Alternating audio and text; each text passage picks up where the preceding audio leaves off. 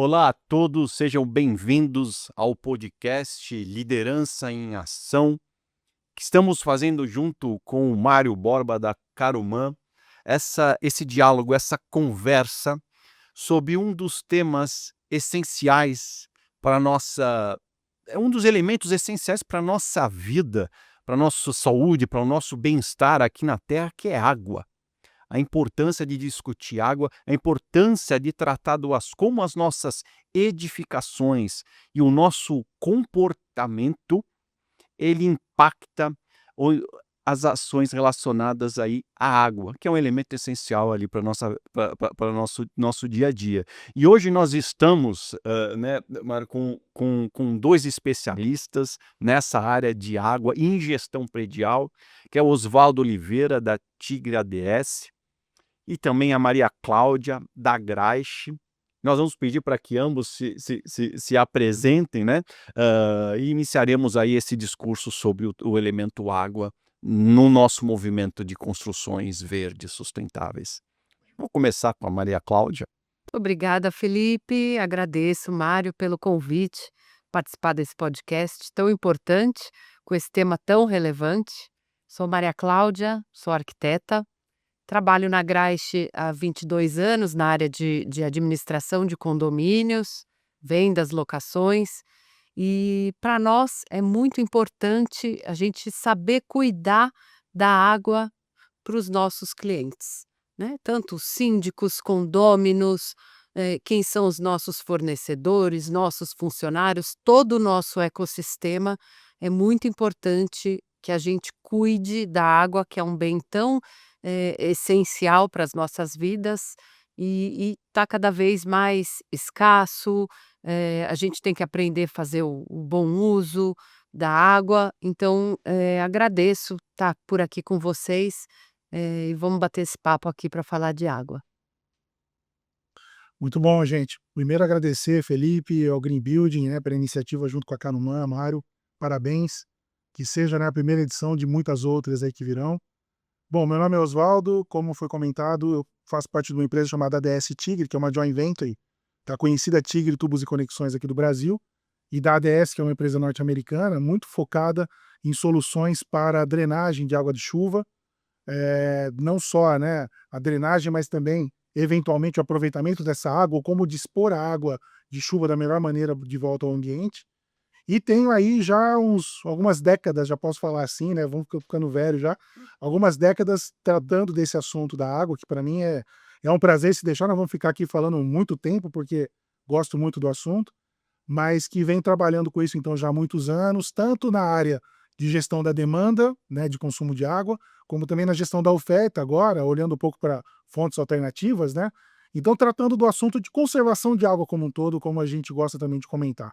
Então acho que tem bastante coisa para a gente poder falar aqui, principalmente na questão da água no ambiente urbano, que eu acho que é o grande ponto de fato, né, de que hoje a gente tem de demanda, né, junto ao nosso ambiente mesmo, e que, se a gente não souber como administrar isso bem, é realmente uma questão bastante complicada para as cidades atualmente, né, em situações que a gente tem, principalmente nesse momento de mudanças climáticas, que a gente está conversando tanto sobre isso, e que aí os impactos a gente vê tanto na abundância demais, gerando as enchentes, como nos momentos de seca, que também são bem complicados aí nos grandes centros urbanos. Então acho que uma oportunidade bacana da gente poder conversar. Acho legal você falar um pouco da sua experiência sobre o tema, um pouquinho do que vocês fazem também na Caruman. Nós somos uma empresa de serviços que usa tecnologia em busca desse propósito de mitigar perdas, diminuir o consumo, né, de forma que sem perder o conforto, né, que a gente sempre fala. Você não precisa parar de tomar banho para diminuir o consumo de água. Mas enfim, a gente tem aí um bom tema para ser conversado. E eu espero também que seja o primeiro aí de vários episódios que a gente possa falar de água, sustentabilidade, reciclagem e tudo aquilo que envolve, né, o GBC inclusive, né, todo esse projeto maravilhoso aí do GBC aí, junto à nossa sociedade, né. Não, Mário, eu acho que assim, pro green building, né, até olhando para uma visão um pouquinho mais macro sobre o tema da água, e até ins ins abordando um pouquinho O Oswaldo mencionou mudanças climáticas dentro da introdução sobre o tema. E quando a gente, esse ano nós vamos ter em Belém a reunião das Nações Unidas, que é o COP30, que vai discutir ali esse processo de transição climática, onde o foco é descarbonização e também adaptação e resiliência. E sempre nessas reuniões o foco sempre foi dado muito à questão da descarbonização. E quando a gente discute descarbonização no ambiente das Nações Unidas, edificações chama a atenção porque 37% de todas as emissões globais é no segmento das edificações.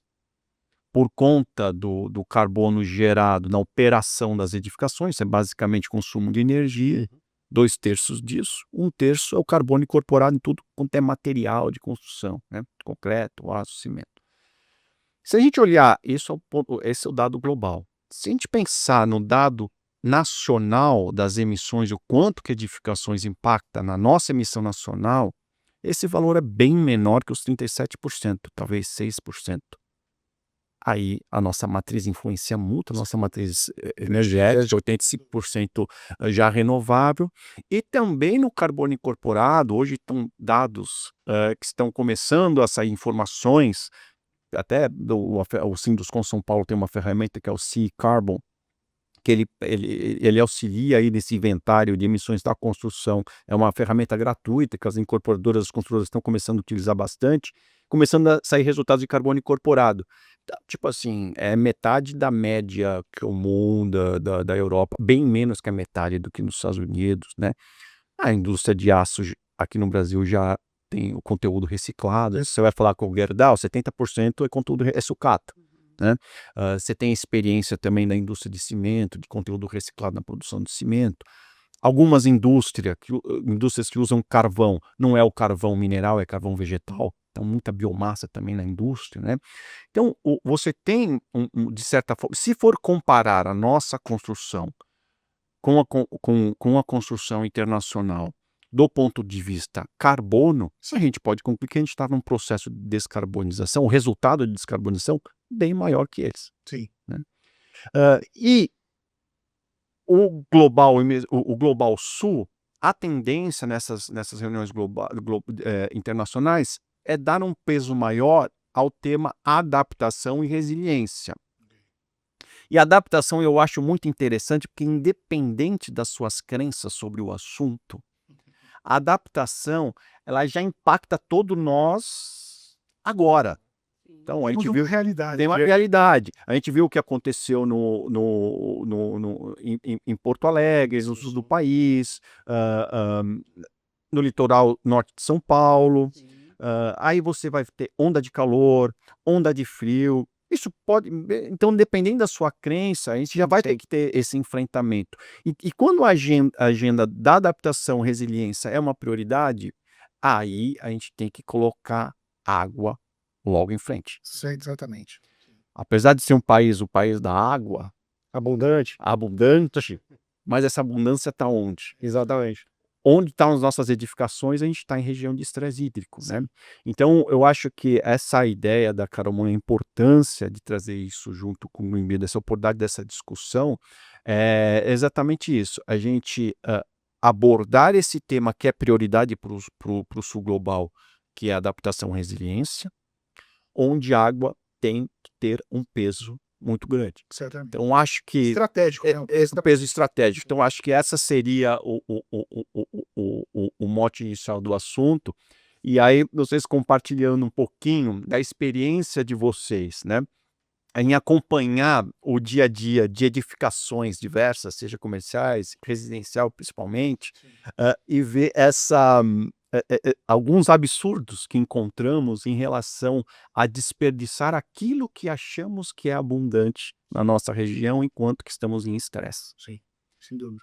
Então, eu acho que seria essa provocação inicial para a gente começar a endereçar a discussão de hoje. Eu acho que a gente fala bastante do uso da água na construção civil, né, da relevância, né, de não desperdiçar durante a construção, e a gente acompanha do lado de cá, como administradores, né, de condomínios, o uso no dia a dia, né, onde a gente impacta todo mundo. Hoje são quantos condomínios?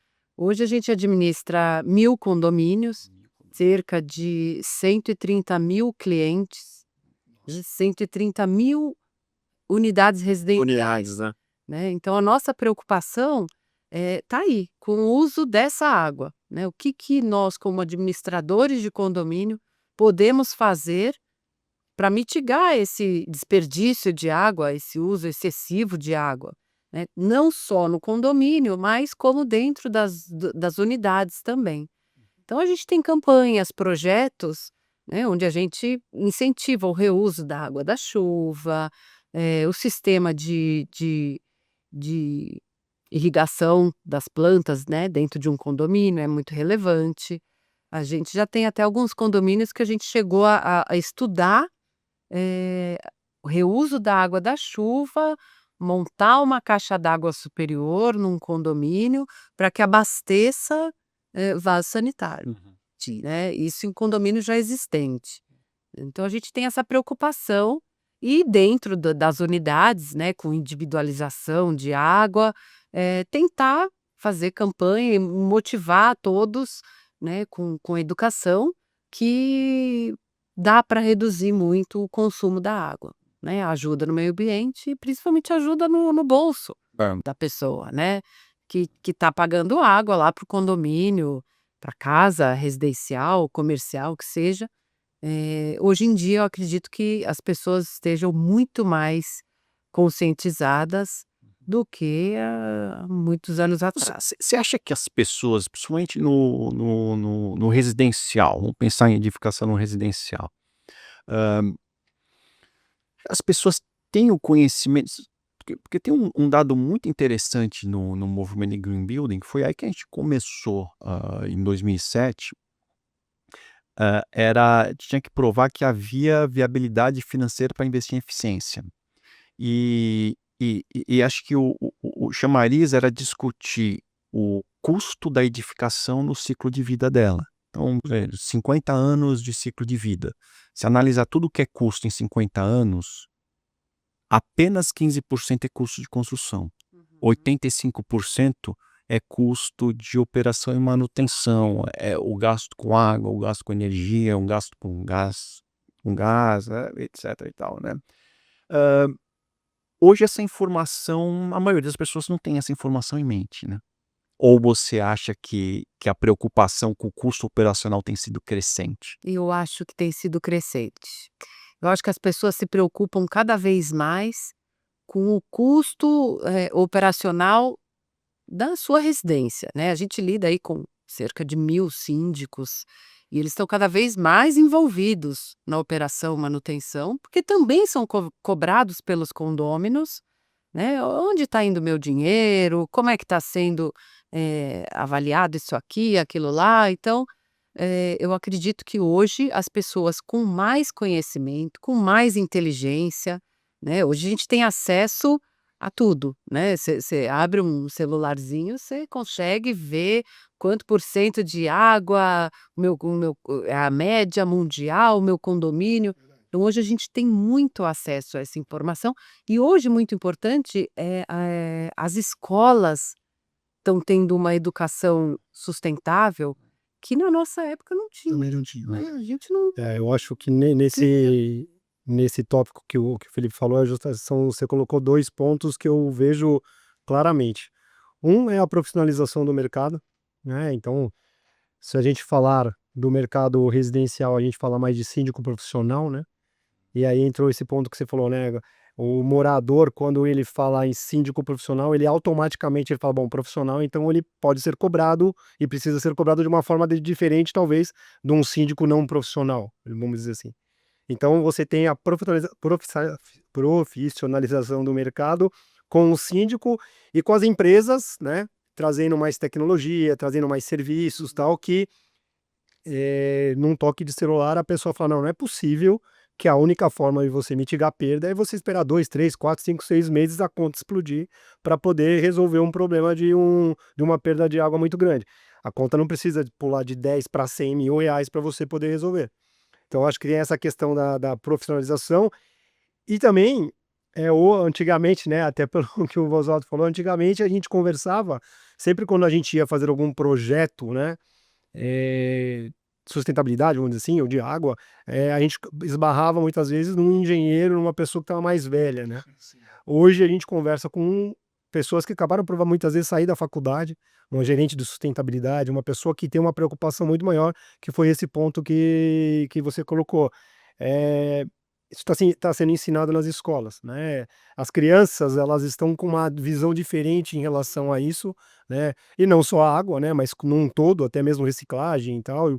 Por exemplo, na minha casa, a minha filha é extremamente preocupada com reciclagem, coisa que eu, na nossa infância, a gente não tinha, talvez nem vaga ideia, né, enfim. Então, aí esses 2 movimentos juntos, né, e até mesmo aí quando você fala: "Pô, o que aconteceu em Porto Alegre", que você fala: "Caramba, isso machucou todo mundo", Sim. né. Foi lá no sul, mas machucou todo mundo, mobilização, e vamos ajudar e tal.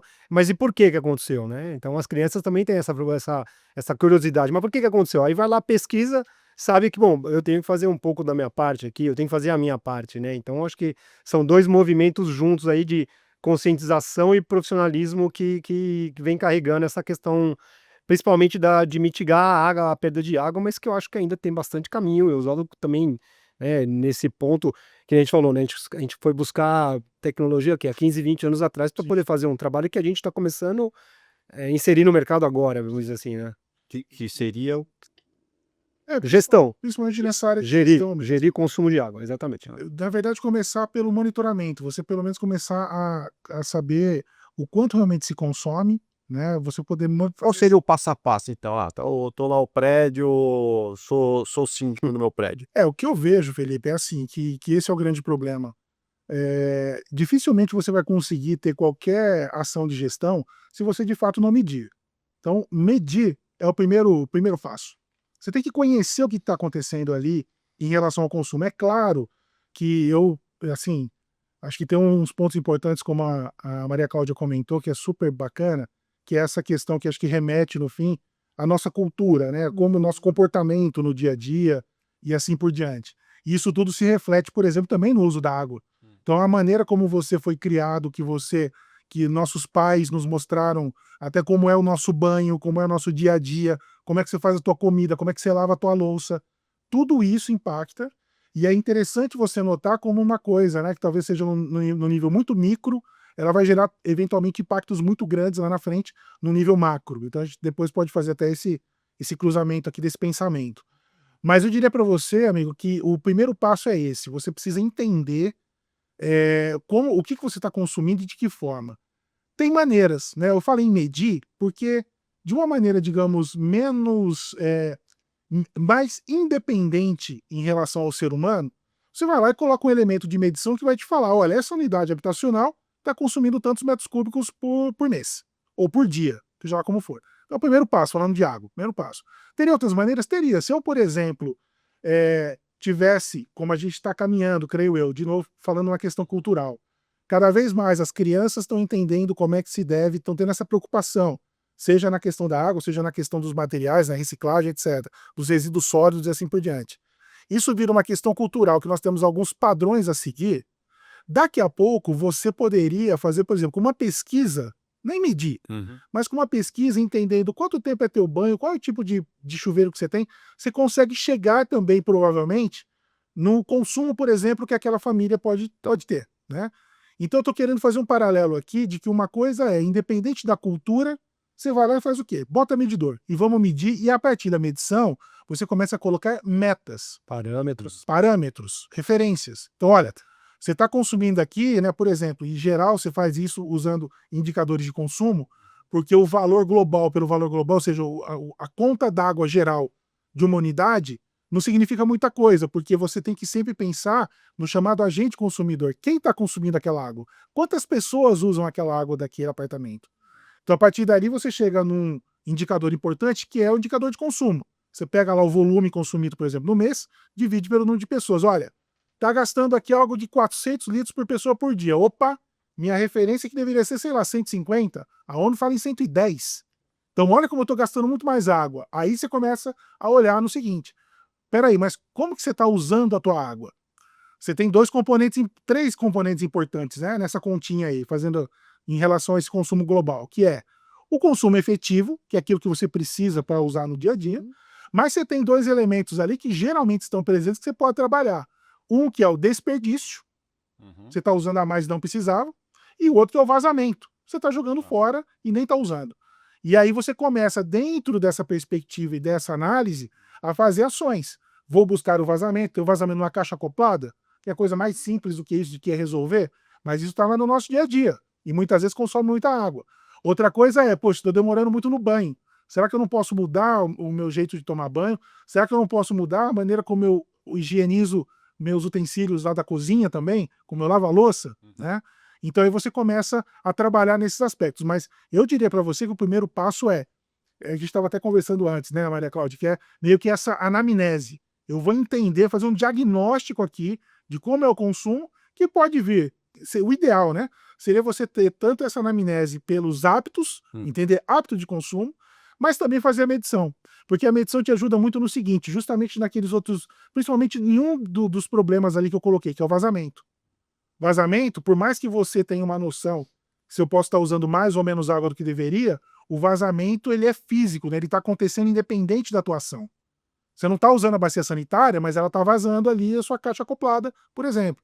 E aí é só a medição que vai te apontar aquilo realmente que existe o problema. Senão, você tem que fazer manutenção preventiva recorrente, né? Mas é um pouco dessa perspectiva. E essa medição para o pessoal de casa entender, essa medição é medição individualizada, é cada apartamento tem um medidor e você ter a sua conta de água individualizada. Pelo menos Esse seria o padrão ideal. seria o básico. A gente falando de condomínios novos, né? A Maria Cláudia tem isso, né, no mercado, no trabalho em condomínios individualizados, a lei de 2006, né? Aqui em São Paulo foi 2006 para cá. Cidade é de São Paulo, né? Não estado. Cidade de São Paulo. Movimento no início dos anos 2000, é isso? Exatamente. Eu me lembro que foi, eu acho que, enfim, o prefeito, 2006 e tal. 2004, exato. 2006 foram 3 anos de muito avanço nesse Então, aqui em São Paulo, você tem, desde essa época, todo condomínio, todo prédio, né, que fosse construído, ele teria que sair com... Na verdade, ele não sairia com hidrômetro, ele sairia preparado para colocar um hidrômetro. Previsão para. No interior de São Paulo, menos. Então, por exemplo, lá no interior, em Indaiatuba, a gente tem esse movimento mais tardio. Então, o ideal é a individualização por apartamento, né? Agora, a gente partindo do princípio que essa lei de 2006 e esses prédios antigos, né, dá para gerir o consumo? Dá para você gerir o consumo de forma hoje, né, com a internet, usando a internet, a IoT, enfim. Mas aí entra todo esse trabalho que o Oswaldo falou. Tá bom, você vai gerir, mas quantas pessoas moram nos apartamentos? Quantas pessoas moram nesse condomínio? Qual que é o teu padrão de consumo? Quanto que você gasta de água? Então, fazendo até o que o Oswaldo pontuou, boa parte dos condomínios que a gente faz um trabalho, um diagnóstico inicial, o consumo per capita ele é acima do triplo.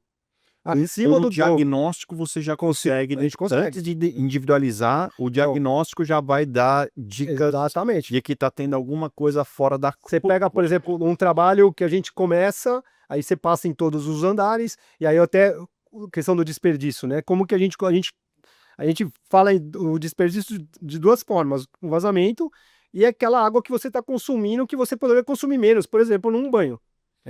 Então, tem muitos chuveiros aí que gastam 40 litros de água por minuto, 30 litros de água por minuto. É um absurdo de água, né? E aí a gente orienta, isso é desperdício de água.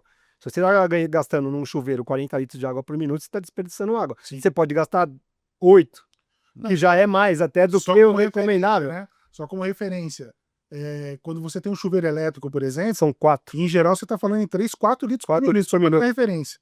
Já quando você tem toda uma estrutura pensada num banho que seria, né, bem entre aspas, o mais, né? Premium. Exato. Premium, né? É uma massagem, não é? Um banho-massagem. É uma massagem nas costas. Você vai para 10 vezes isso, né? Que chega nos 40 litros por minuto, que é, sem dúvida alguma, um grande... Então, você pega 2 banhos, dá praticamente 1 metro cúbico de água. Então, se a pessoa toma banho de manhã para ir para o trabalho e, obviamente, volta a tomar outro banho, ele já gastou praticamente 1 metro cúbico de água.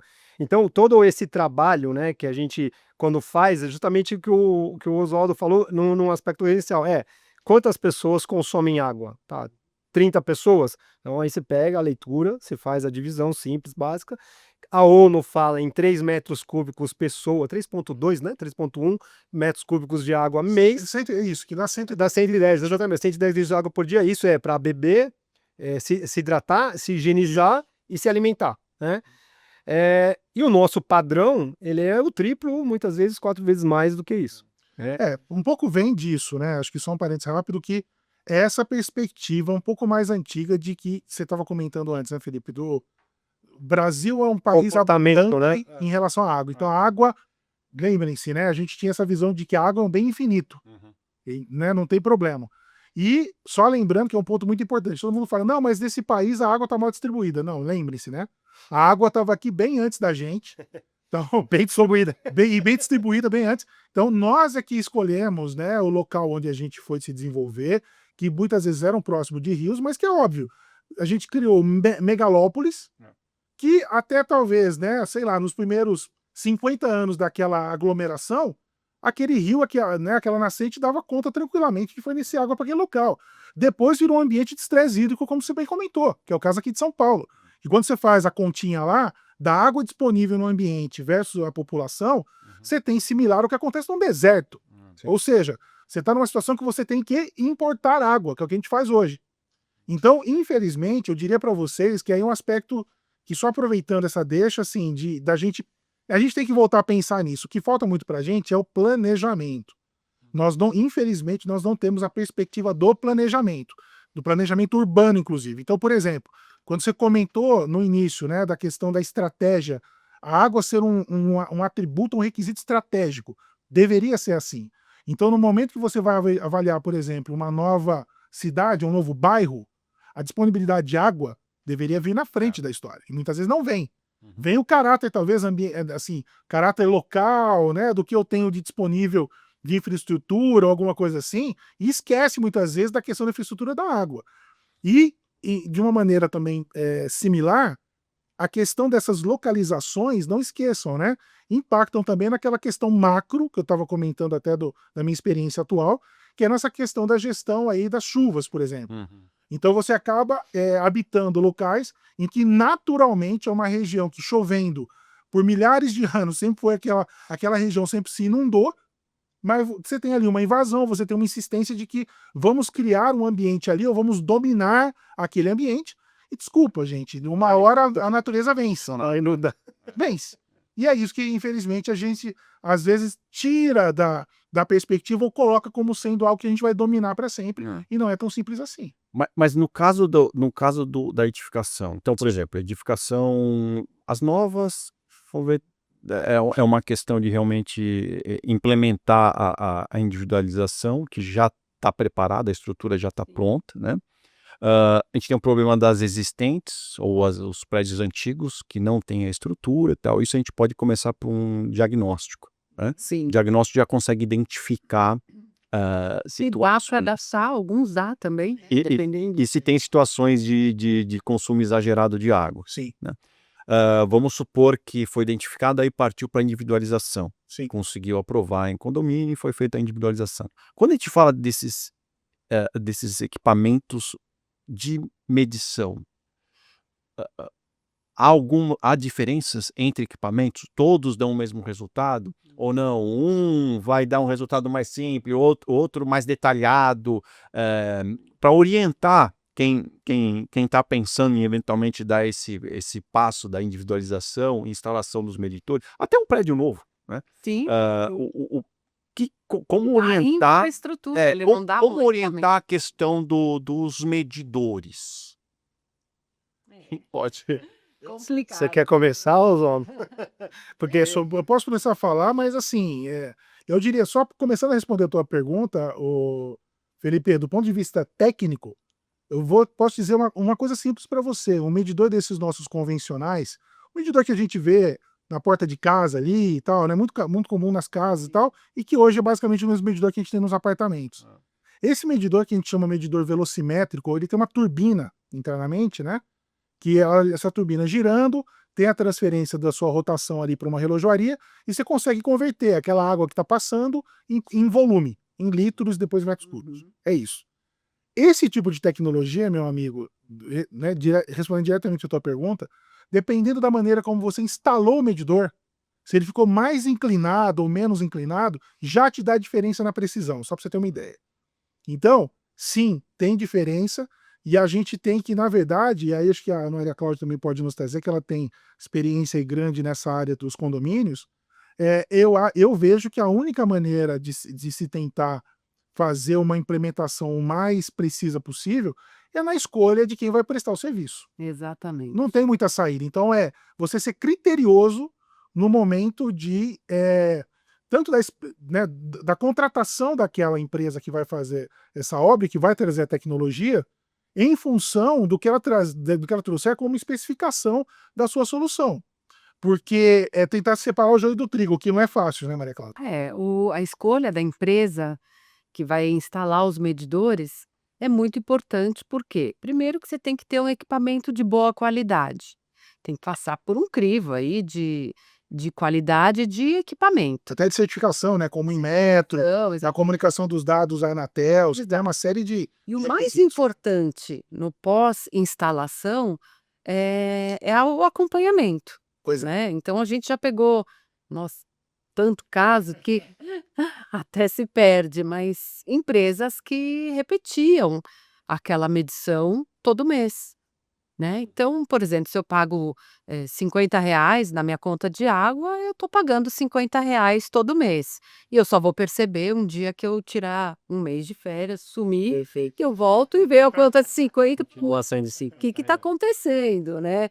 Então, nós, como administradores, a gente precisa indicar empresas boas para os condomínios, idôneas, que façam uma boa instalação e prestem um bom serviço pós-venda, né? E porque a gente não tem como. O que acontece com a leitura? A leitura é feita remotamente, né? Ele lê lá o medidor, manda para a administradora, a gente coloca esse valor, transforma o valor de litro, metro cúbico em real, lança isso nos boletos. Então, quem é cobrado de um lançamento errado ou não, não é a empresa que mede, é a administradora. Agora, Só que eu não tenho como verificar o que essa empresa está fazendo, como que ela está medindo. É um Eu tenho papel como complicado, É um né? papel É. complicado, né, por quê? Porque eu repasso o que ela me passou, eu coloco lá no boleto e cobro o condomínio, paga a empresa de água e o condômino paga para o condomínio dele, né, lembrando que o condômino não paga condomínio para administrador, ele paga para o condomínio, né. Exato. Então é complicado essa gestão. Por isso que é muito importante uma empresa, e a gente tem que cobrar, né, como que é feita essa medição, né, ela é precisa, ela tem, ela passa por uma auditoria, né, a empresa. Isso é muito importante, porque mexe no bolso de todo mundo. e pensando, ó, pensando em precisão, então, da medição, o que que teria de tecnologia? Não é possível que não tenha um medidor que eu possa acompanhar diariamente o resultado. Meu amigo, mas na época da informação, Ah, ah. na era da informação, ainda estamos. Você sabe que ainda tem condomínios que fazem leitura visual, meu amigo. Até isso. No papel de pão, hein? No papelzinho lá que passa. Mas olha, vou te falar Que passa E até aí, de emissora. funciona, Às vezes funciona. né, um dos melhores, Olha que interessante. uma das melhores medições que tem, isso a gente falava já há 20 anos atrás. Então, sim. Não que eu esteja trabalhando há 20 anos Há muito atrás, a gente começou muito cedo, né? mas isso a gente já falava há 20 anos atrás. Todos os dias, o zelador medir o hidrômetro, Sim, é isso. anotar o número que está lá, no dia seguinte anota de novo, no papel de pão, Perfeito. ele faz a subtração e ele tem uma média diária de entrada de água. Se isso começa a dar muita disparidade, se isso começa a crescer muito, alguma coisa está errada. Isso na época que não tinha tecnologia. É. E até hoje isso funciona bem. Eu acho que o ponto disso, principal, né, que a Maria Cláudia falou, é que no final das contas, né, a água, né, o uso da água é serviço, né? Então, se você não tiver um serviço bom, né, então, por exemplo, que nem falou de um zelador, né?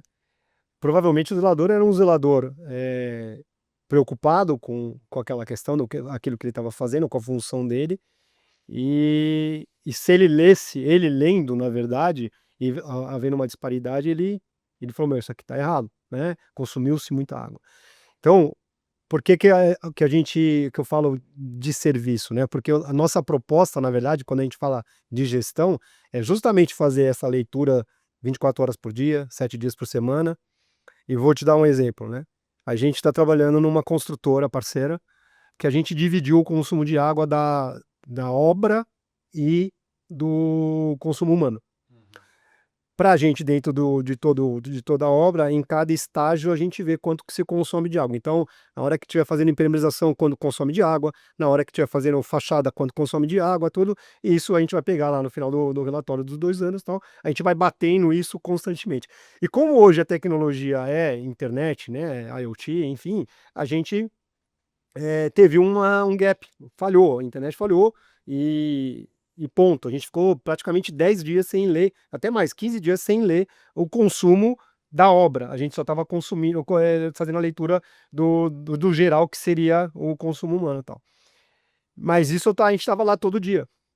Né? E a gente estava lá todo dia monitorando, conversando com a engenheira responsável, fazendo tal, falando, não, ó, estamos conversando tal. O que acontece, né? Se você tem um gap muito grande de 30 dias, às vezes até mais, o Oswaldo tem mais até experiência do que eu, Sim. muitas vezes a empresa que faz a leitura, ela passa sem ler mais do que 30 dias, e aí de repente vai ler 60, vai acarretar para o morador um problema muito maior, porque aí você entra nas faixas de consumo e tal. Só que aí é onde que eu quero pegar? O quê? No serviço.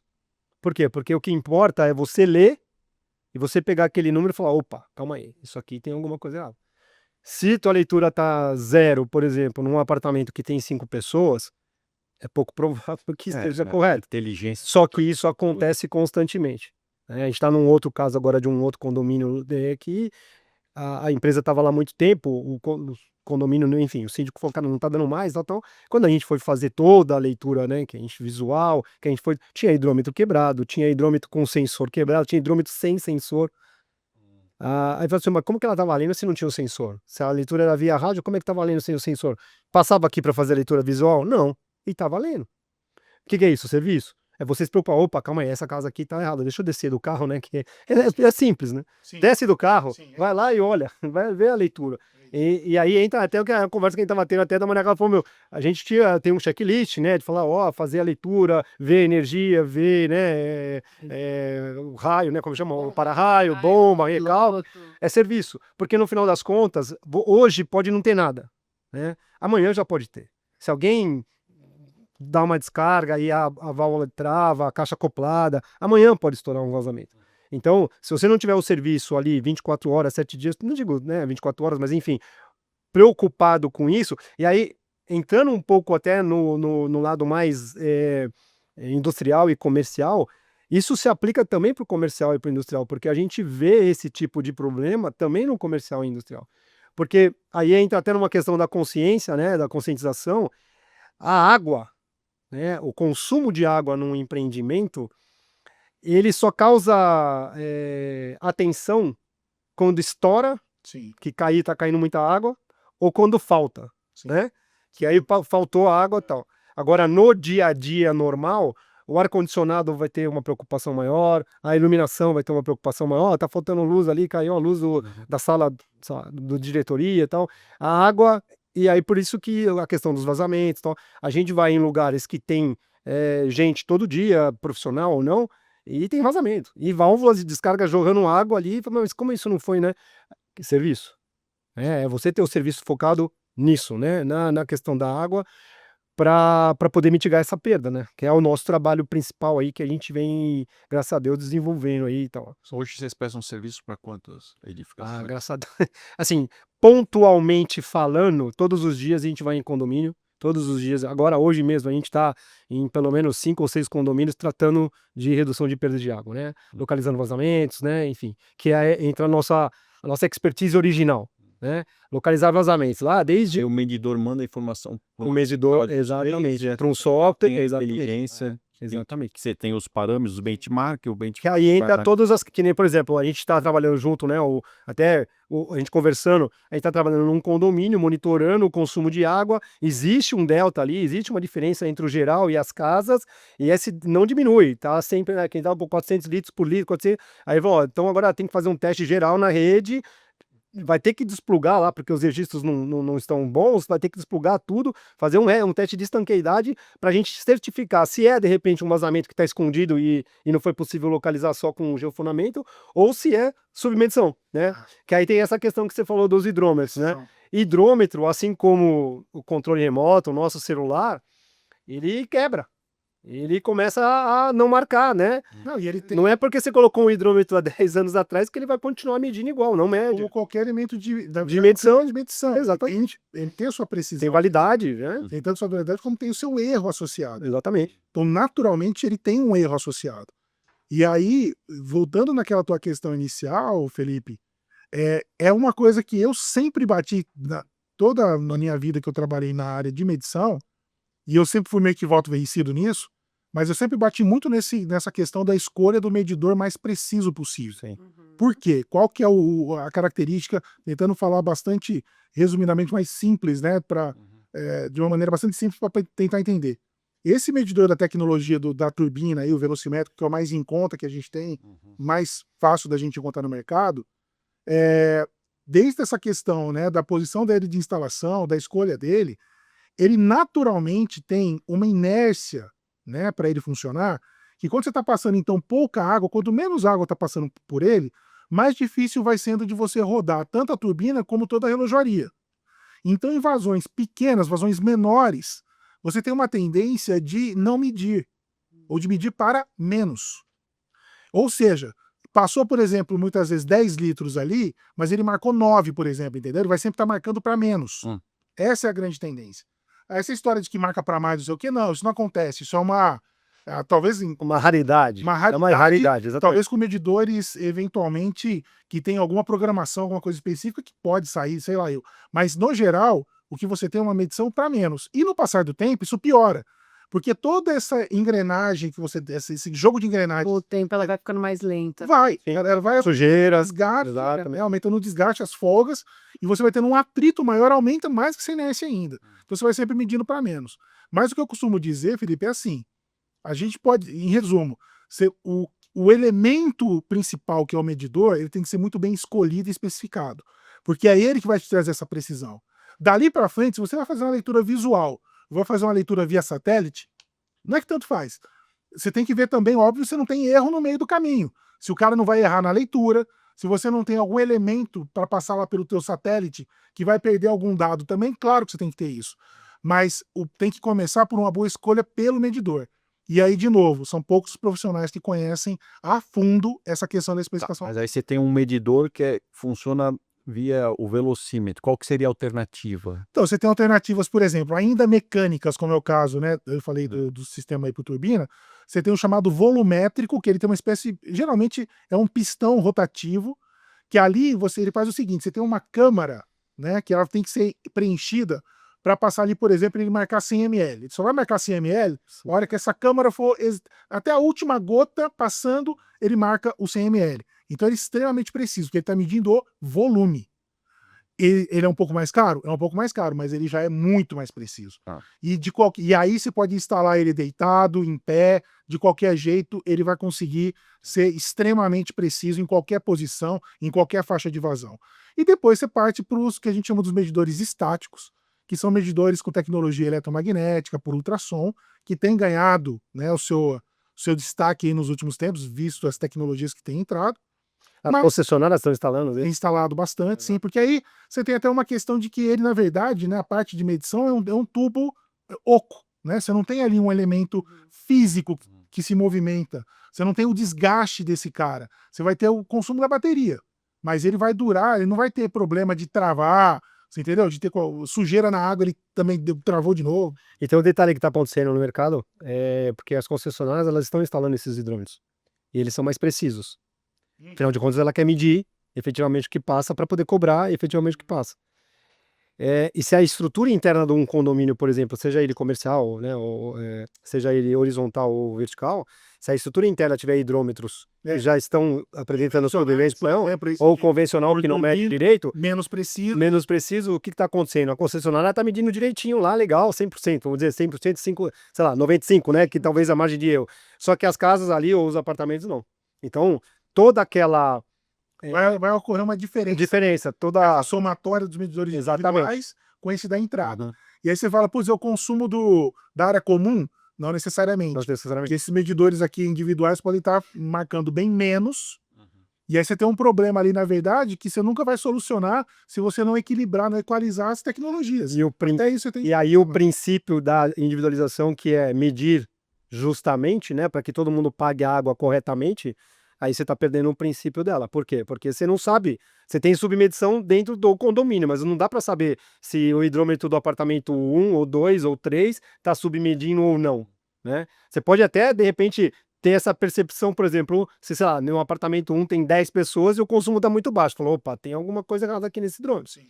Que as concessionárias, muitas vezes, elas fazem isso, inclusive, né? Sim. Quando ela vê que Grandes consumidores. quando ela vê que o consumo está fora do habitual, ela fala, ela vai lá e troca o hidrômetro, aí ela coloca um hidrômetro mais preciso, né? Sim. Principalmente quando é para menos, né? Começa a... Exatamente. Opa, vou ter alguma fonte alternativa. Aqui, Exatamente. Que eu acho que é um ponto importante falar, fonte alternativa e o cuidado que se deve ter com fonte alternativa, né? Sim, sim. Fonte alternativa é obrigatório fazer a medição, né? Sim. Se você tem a fonte Mas- alternativa, é obrigatório você ter uma medição. O risco só essa fonte alternativa ser clandestina, Ah, que às vezes acontece. Que é bem mais, eu acho até. Sim, sim. Eu diria. Porque às vezes você pega, então, a água de lençol freático, água subterrânea, de alguma maneira, né? E às vezes eu já vi situações em que simplesmente joga na caixa d'água lá, no reservatório, mistura. Ah, mas eu faço aqui um controle anual, né? Ah. Lembre-se, você está no meio, né, numa selva de pedra e tem um monte de área contaminada, então tome cuidado com esse tipo de situação. Não potabiliza Sim. Não, e joga lá na... E que é bem diferente do que você tinha comentado, né, Maria Cláudia? Que uma coisa é você fazer, por exemplo, uma avaliação de aproveitamento de água de chuva. Vou captar água de chuva e vou utilizá-la de alguma maneira. Tudo bem, você pode fazer isso tranquilamente. A gente, inclusive, pela ADS-TIC, temos soluções interessantes para essa captação, para reservar e depois se aproveitar. Mas você tem que ter todo um cuidado com a qualidade dessa água. Para qual é o fim que você deseja utilizar essa água? Exato. Né? Você vai, como você falou, Vai vou ligar a irrigar, planta? exato, né? Então, da irrigação, tô mais tranquilo. Vou lavar um pátio? Tô tranquilo. Separa a tubulação, Exato, totalmente totalmente independente.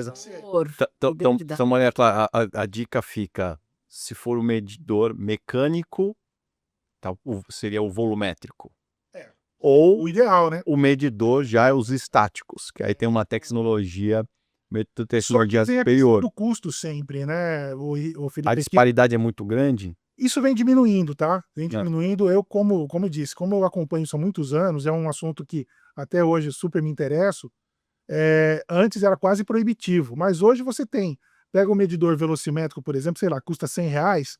Um volumétrico talvez esteja na casa de 200, 180. O velocimétrico classe B deve estar isso, né? 100 e poucos, 120, 130 reais. Mas eu acho que assim, caiu bastante. volumétrico, 200. Nos pequenos diâmetros, né? Isso, uns 200 talvez. Até pouco tempo atrás era 4 vezes. O estático vai para bem mais caro, vai para 8 vezes, aos R$800. Estou aqui, né? Isso, gente, né, por favor, me perdoem, mas ordem de grandeza, né? Ordem de grandeza. Mas eu acho importante nessa questão dos hidrômetros, né?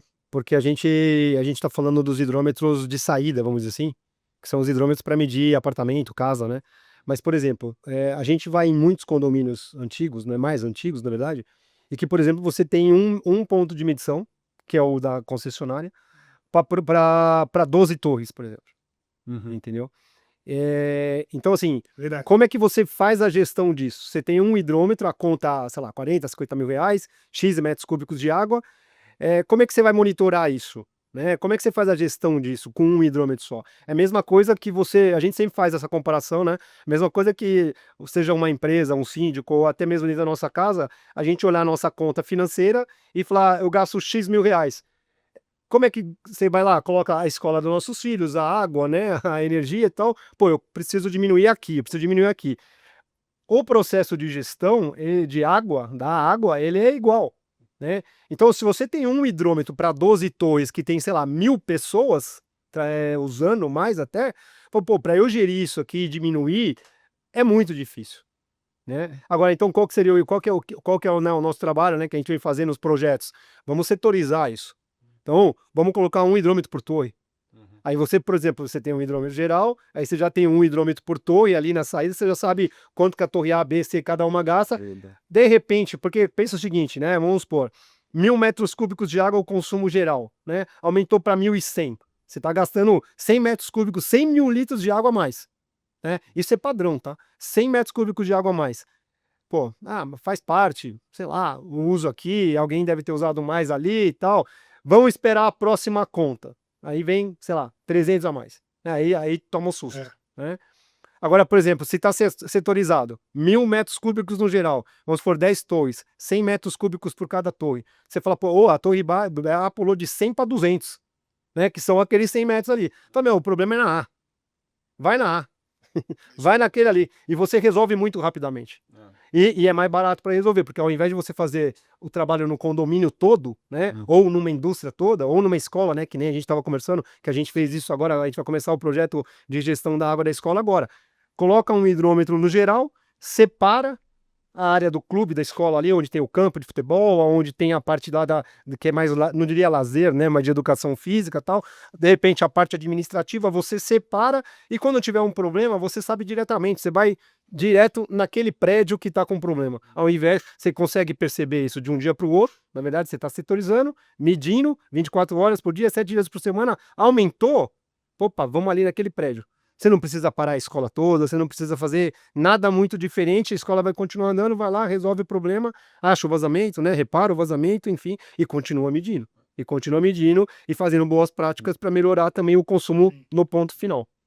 Não, mas em relação ao investimento, a gente pode fazer, tudo bem, é normal, a gente vai fazer, estudar o payback. Sim. Ok, essa é uma das formas de você ver se esse investimento vale a pena ou não vale a pena. Mas quando você fala, por exemplo, a Maria Cláudia está com 1.000 prédios residenciais no guarda-chuva, 130 mil CEPs, 130 mil unidades habitacionais, né? Algo que não entra na nossa conta, nessa conta de oferecer prestação de serviço, oferecer solução, tecnologia, não entra na nossa conta a questão do quanto você consegue reduzir o estresse condominial, que é o que eles enfrentam praticamente diariamente. Então a gente tem situações, então imagine lá, você tem um apartamento e você sabe que o vizinho de cima, ele montou uma lavanderia. Então o business dele é a lavanderia. Então ele a matéria-prima da empresa dele, você está pagando. Ou no caso da energia, ou do gás, eu faço comida e entrego a delivery, né? Então eu estou usando o gás, né? O quanto que a cultura da individualização auxilia nessa redução desse estresse que é comum nessa nossa vida em condomínio. Sim, eu sempre falo que aquilo que não pode ser medido, não pode ter cobrado, né? Então, isso é muito importante. Antigamente, chegava uma conta de água num condomínio, você tinha que dividir pelo número de condôminos, né? Então, um prédio lá que tinha 20 unidades, independente do que eu uso, do que o Osvaldo, o Mário, o Felipe usam, a gente ia pagar a mesma conta, né? Eu sou sozinha, ele mora com mais 5 pessoas, então ia tudo meio no automático, né? Eu já sei que a média que eu vou pagar é aquilo lá, tal. A partir do momento que dá para individualizar, né, dá para medir, começa a falar, pô, se dá para medir, eu vou começar a pagar somente aquilo que eu uso. Então eu vou ficar de olho, É isso aí. né? Então hoje a gente tem lá o filho que fala, ô pai, você tá fazendo a barba aí com a torneira ligada, né? E o pai também que tá pagando a água pelo que usa. Ô filha, lava esse cabelo aí em 10 minutos, não em 1 hora, né? A pessoa que está lavando a louça com aquela água contínua, enfim, tudo que a gente consegue medir, a gente consegue gerir, né? Isso aí. Então o trabalho deles é super importante e o nosso trabalho como administradores A importância é o quê? Eu sempre vou muito pelo lado da educação, né? Campanha, educação. Então a gente faz muita campanha de água, de como reduzir, de como medir. A gente ensina a zeladora, a gente ensina os próprios moradores a usar com consciência. Primeiro com muitos dados, né? Quanto que tem de água no mundo, quanto que a gente tem de água Sensibilizando, né? Vamos sensibilizando. Você tem que pessoas. tocar a pessoa, né? Você não pode chegar, fazer uma ação num condomínio para redução de água É. sem Traumática. Não dá certo. conscientizar. Não dá certo. Né? Então, por que nós estamos falando de água aqui hoje? Né? Qual é o nosso objetivo? Nosso objetivo é mostrar para as pessoas que tem saídas, né? Que a importância desse recurso natural, que é escasso no mundo, tem pouco, apesar de ser muita água no mundo, a água que a gente usa é muito pouco. Hoje, quais são os seus canais de comunicação com esses 130 mil famílias? A gente se comunica. Hoje a gente tem muito canal de comunicação, né? E-mail, redes sociais, podcasts, portal. Cada condomínio nosso instalado, eles têm um portal, né? Então ele entra lá, faz o cadastro, a gente disponibiliza um site para o condomínio. Então, naquele condomínio, ele pode, inclusive, ver a Com menção acesso por cada unidade. a cada unidade. Então, eu quero reservar o salão de festas, eu quero ver as contas, eu quero emitir uma segunda via do meu boleto, quero analisar a prestação de contas, eu tenho tudo no meu portal. E os comunicados chegam por e-mail dele, por E-mail, aplicativo, a gente tem Ah, ó. comunidades de WhatsApp para zeladores e gerentes prediais, então a gente consegue comunicar, mandar um comunicado, a comunidade é como se fosse um grupo, né? Que você não sabe quem está lá naquele grupo, então você não fica com contato das outras pessoas, né? Você só tem o contato do administrador e o seu próprio contato. Então a gente consegue se comunicar com síndicos, com zeladores, e hoje com a tecnologia, e-mail, WhatsApp, redes sociais, YouTube, podcasts, Spotify, enfim, a gente está se comunicando de todas as formas Porque possíveis. comunicação é peça central, qualquer movimento. E educação, né? Sustentabilidade, se não tem Educação, comunicação. para mim, é o principal. Eu ainda sou do time que primeiro tem que conscientizar para depois agir. Né? Eu não posso chegar num condomínio já com uma ação de redução disso, daquilo, sem antes mostrar para a pessoa. Né? Tem que formar postura. Mas eu acho que essas soluções de medição de consumo da operação das edificações auxilia provoca e auxilia na formação de cultura. Sim.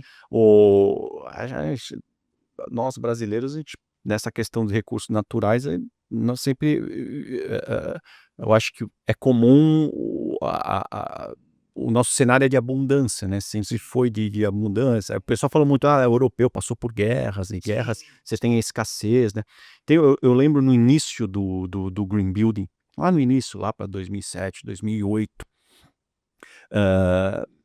nós estávamos discutindo individualização de água, né? O quanto que você consegue reduzir o consumo de água apenas com essa etapa 1, que é a individualização.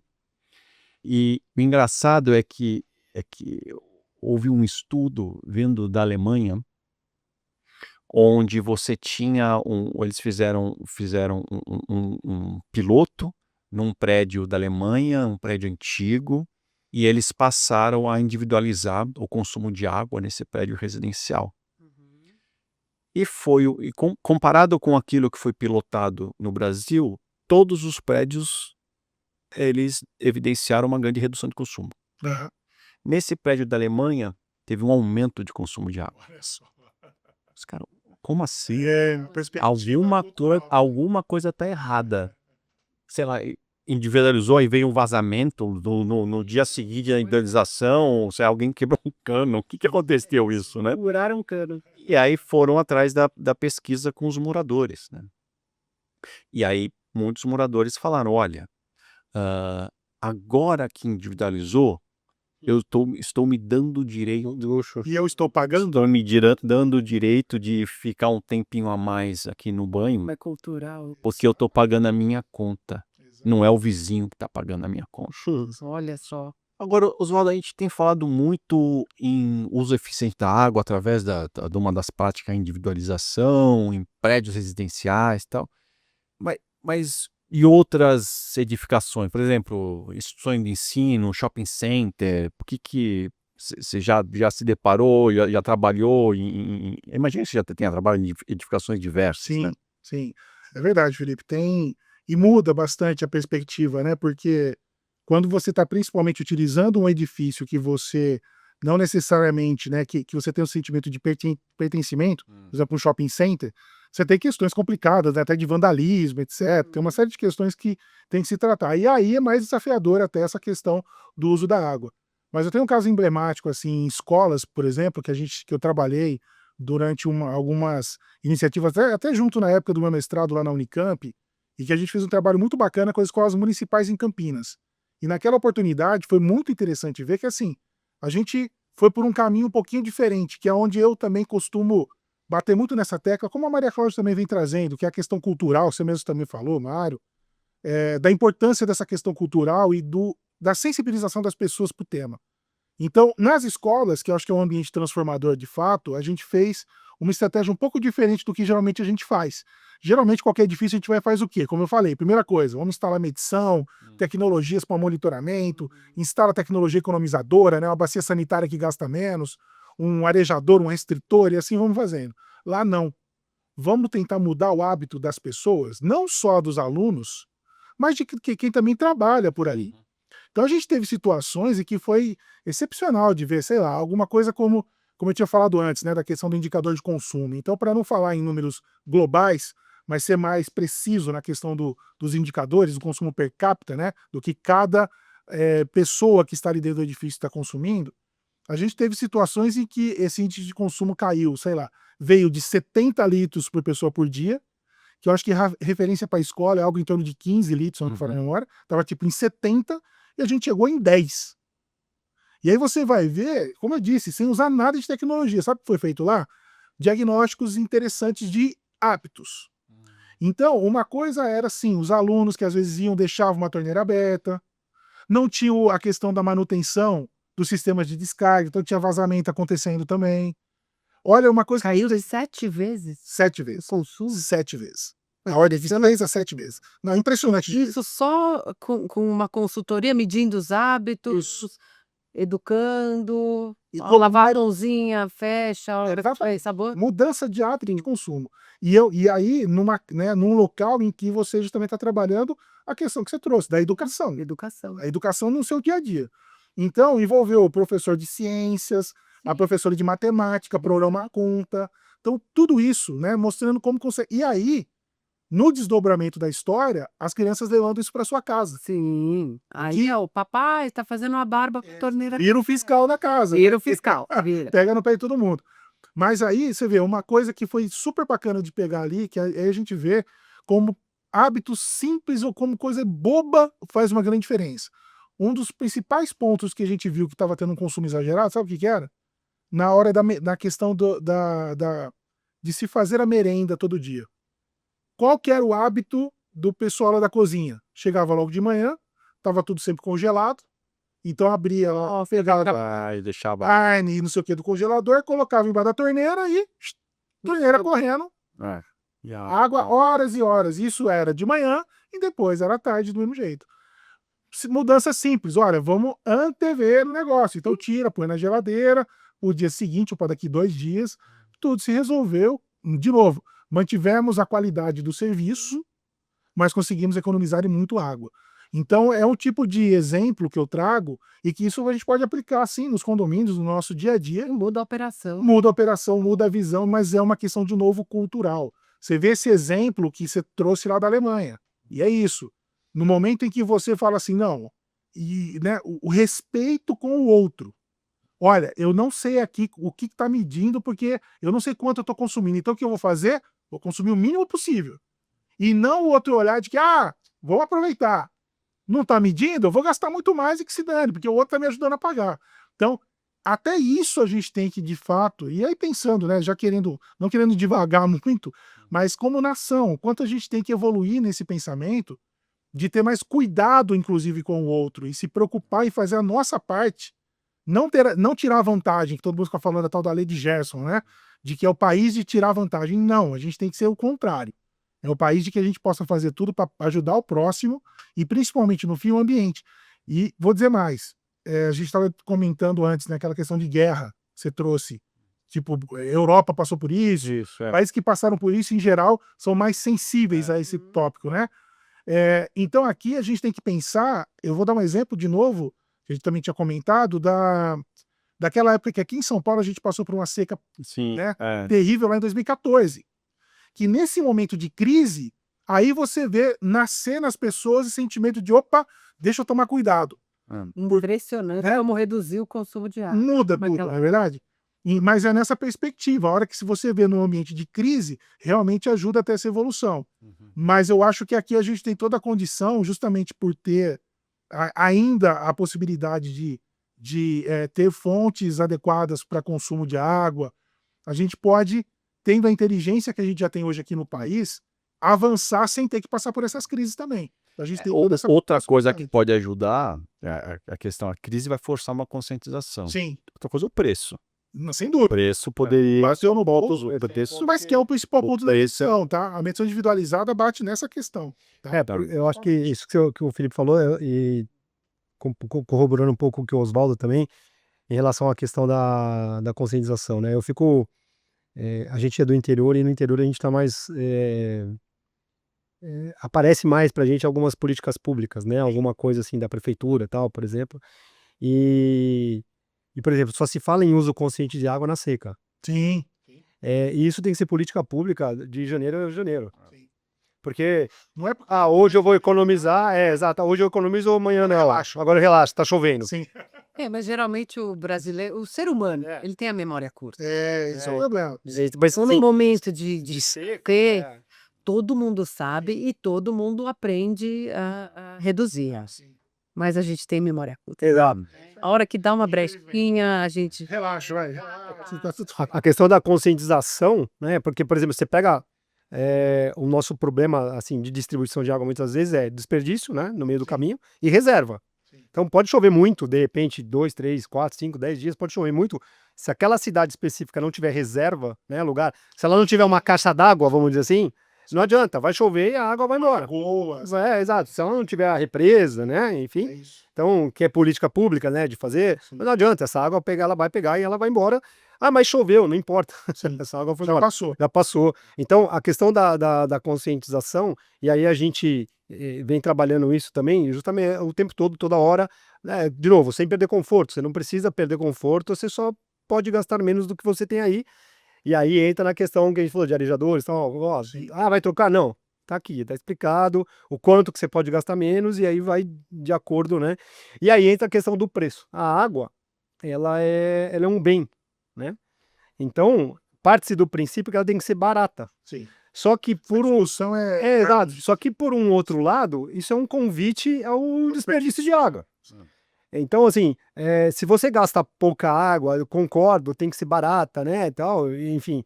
Agora, a gente vai em muitos lugares que se desperdiça muita água, seja por perdas ou seja no consumo mesmo, e aí a água é barata.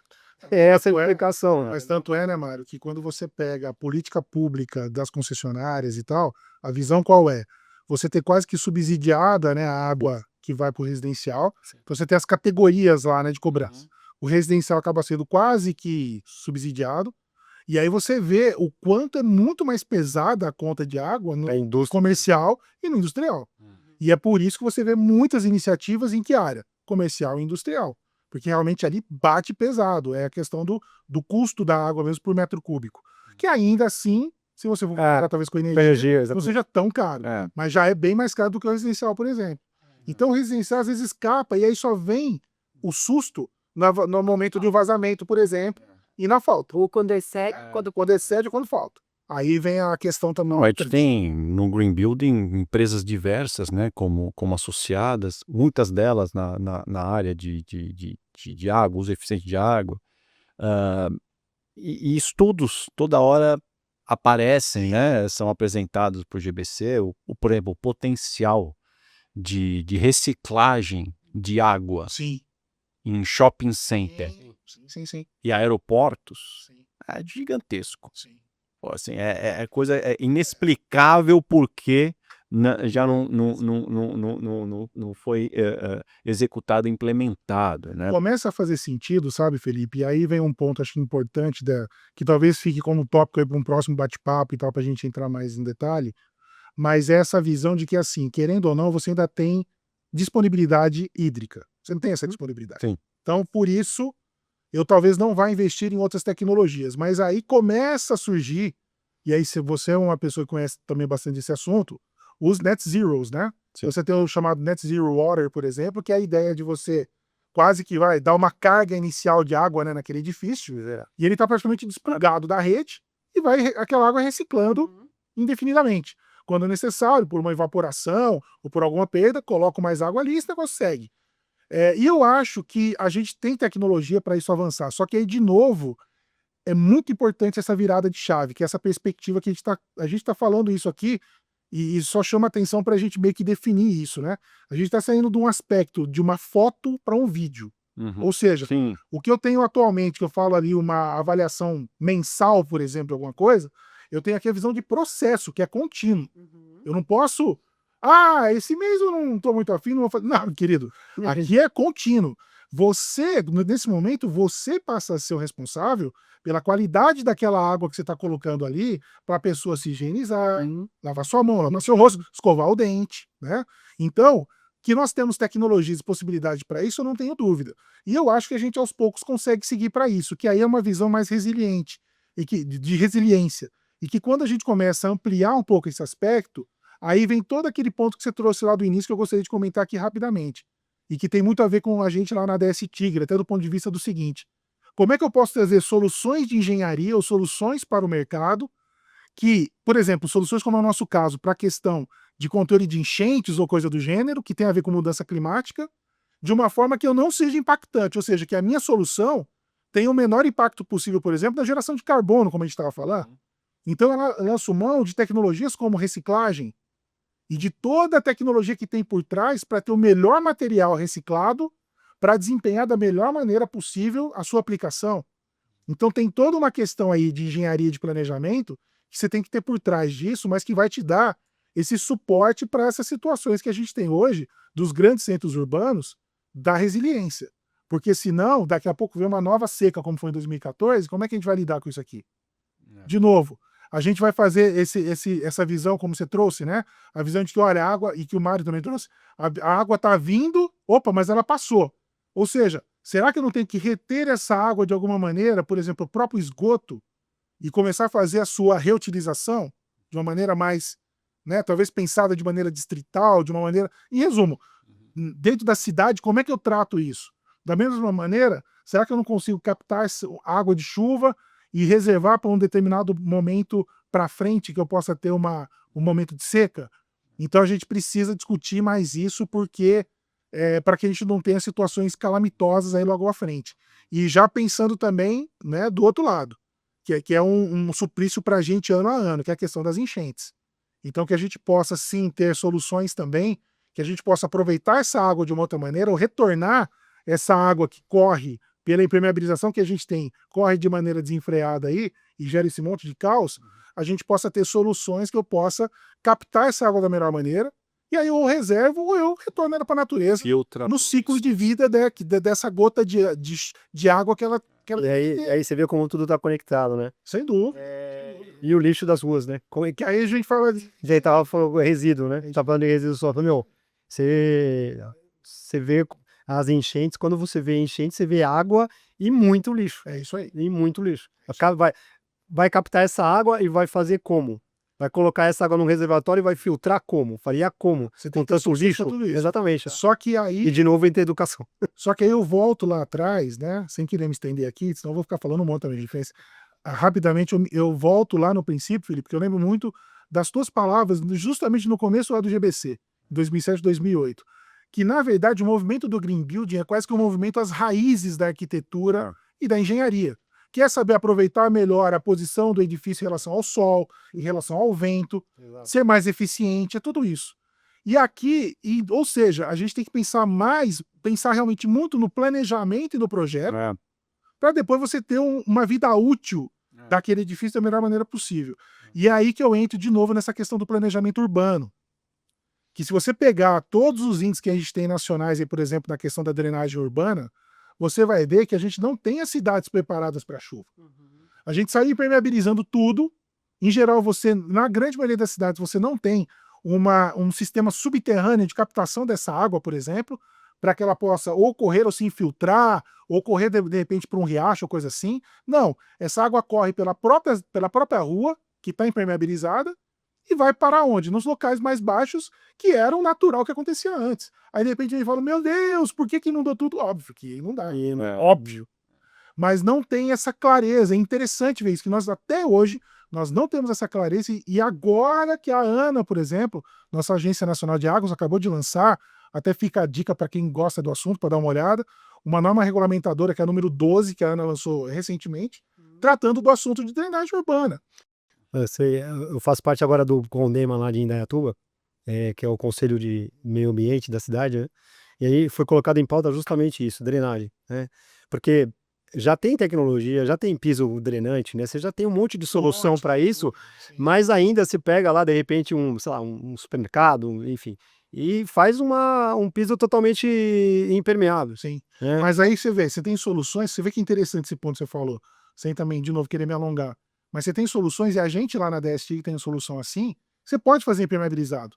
Só que você vai ter ponto de captação, tudo bem. e aí você faz um grande reservatório embaixo desse Que estacionamento. seria meio que a piscininha aqui, um pouquinho. A gente chama lá de StormTech, que é uma solução diferente, também bacana de olhar, mas que você tem isso, ou você pode fazer o leito drenante como um todo também, teu pavimento ali, ele ser permeável, permitir, então, só que você tem um monte de soluções que aí você tem que adaptar em função da condição do teu solo de receber aquela água, né, de infiltrar de fato, ou se você vai ter que levar para algum outro ponto de E o próprio uso, né, do ambiente, né? Mas é isso, é um negócio que não é pensado, por incrível que pareça, não é pensado. Na primeira reunião que eu fui, engraçado, como a gente, né, e até falei, né, daqui do GBC, estava sendo discutido, o primeiro ponto, né, o primeiro tópico era justamente sobre água, sobre fonte, né, e que teve um projeto, porque ali o pessoal mão na massa, né, o pessoal que vai olhando e vai vendo,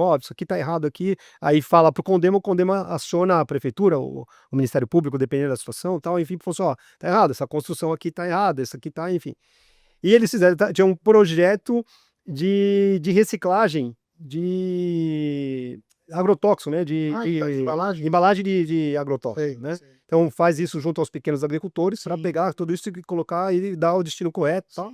Por quê? Porque eles viram que muitas das vezes a embalagem ela tá no curso da água. Pois é. Então eu falei, aí assim, tá lá o agrotóxico enterrado, é o pior, exatamente. É um veneno ali e tal. E aí fizeram, e aí tinha um monte lá conseguiram fazer um trabalho bem legal, bem interessante e tal. Aí falou, isso é um negócio que poderia certificar, a própria prefeitura incentivar, enfim e tal. Mas, de novo, tá tudo conectado. E assim, a água tem esse detalhe ainda, né? A água daqui, ela não é nossa, né? Ela vai para a cidade da frente, ela vai para outro lugar, tal, enfim. Então, se não tiver a conscientização do que você está fazendo, não necessariamente vai voltar só para você, vai para alguém. Conscientização pura. Por isso que é tão difícil, muitas vezes, você ter essa visão. Exato. É uma visão, talvez, não da cidade, mas das bacias hidrográficas, inclusive. Sim. Porque tem todo esse aspecto, né, de interfaces aí. Você pega, por exemplo, um condomínio de prédio, nunca falta água, ou raramente vai faltar água. Você tem que ter um período de não distribuição muito longo. Mas se você tem uma casa ali do lado, ele fica aterrado. A própria nova versão da certificação do GBC para o residencial está trazendo essa ideia de discutir a bacia, né? Sem dúvida. Mas só voltando para a questão da individualização, aliás, tem até um dado interessante da certificação. O GBC já certificou mais de 1000 empreendimentos no Brasil, né? Ah, e do ponto de vista desse potencial de redução do consumo de água, gira em torno assim de 50%. Sim, Ou seja, muito, é totalmente viável sem dúvida. financeiramente você fazer um baita de um trabalho de uso eficiente de água e reduzir 50% comparado ao convencional, Sem dúvida. né?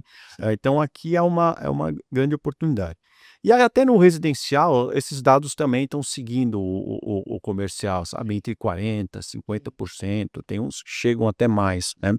Desse potencial de redução de água. Aí fica essa preocupação, né? A questão do potencial, né? E é comum você deixar a estrutura preparada Sim. para individualização. Sim.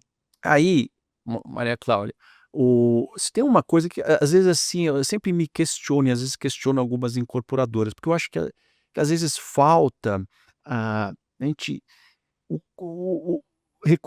talvez eles não reconhecem o quão poderoso é a incorporadora no diálogo junto aos consumidores, porque acho que é uma relação de consumo onde o nível de confiança é muito alta. Você tá confiando tanto nesse ofertante que às vezes você está colocando recursos que você compilou ao longo de décadas para compra daquele produto. Sim. Esse nível de confiança entre o consumidor do mercado imobiliário com o ofertante é muito alto, Sem dúvida. né? Sem dúvida. O quanto que essas incorporadoras podem ajudar, só que ele tem a entrega, pegou as chaves, aí no dia seguinte é a Maria Cláudia que entra nessa relação. Sim. Isso aí. Não estava no processo agora anterior, entendeu, né? ela entrou agora, É. ela entrou agora, né? E às vezes entrou agora já no meio da confusão, é a obra, não sei o quê, e o barulho, blá, blá, blá. O quanto que eles podem auxiliar numa forte recomendação sobre sobre a especificação, por exemplo, de medidores, que a gente conversou aqui, para tentar fugir daquilo que é o velocimétrico, que é o mais Mais simples, mais que é barato. suscetível a falhas, Sim. né? Eu parti no mínimo para um volumétrico, ou quem sabe os estáticos, né? O quanto poderia ser poderoso essa aliança, ou esse passo a mais que a incorporadora pode dar numa forte influência daquilo que vai ser, de como vai ser a operação, Operação. né? Mesmo porque eles ficam durante algum tempo e qualquer estresse depois também vai impactar essa relação. Verdade. Você sabe que você tocou num ponto super importante. Nós temos, como a Grace tem, como administradora de condomínio, alguns parceiros, construtoras, incorporadoras. E a gente sempre pede para entrar na compra do terreno, quase. Tá. Legal. Né? Então, a gente gosta de saber qual vai ser o nosso futuro empreendimento que a gente vai administrar. Né? Então, é importante a administradora que faz toda a parte da operação participar da construção daquilo lá também, né?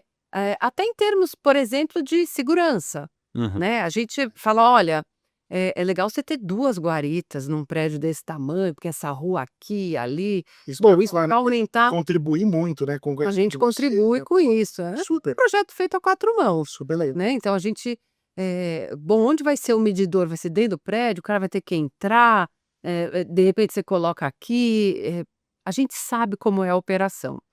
Então, e muitas vezes o arquiteto, o que idealiza aquele projeto lindo, ele não tem muita noção de como vai ser, Uhum. né? Então a gente procura entrar Verdade. já desde a concepção do projeto, né, para a gente saber com o que a gente está lidando. E aí vem outro problema, né? Entregou a chave, toma que o filho é teu, né? Então a gente está lá, fomos escolhidos pelo construtor, de repente ganhamos aí 200 clientes de uma vez, num dia, numa tacada só. e a gente fica entre os dois, né? O cliente liga, vazamento, encanamento, aqui tá todo Nossa. entupido, não sei o que, a gente tem que cobrar o construtor, né? Não, tem que multa, não sei o que. E aí o construtor também cobrando coisas do meu cliente. Então a gente fica meio entre a cruz e a espada, né? Então é um serviço muito de inteligência também administrar condomínio, Com certeza. né? A gente precisa ter proximidade com a construtora e com o cliente também. Preciso reter meu cliente também. É importante, né? Eu passo 6 meses de implantação num condomínio.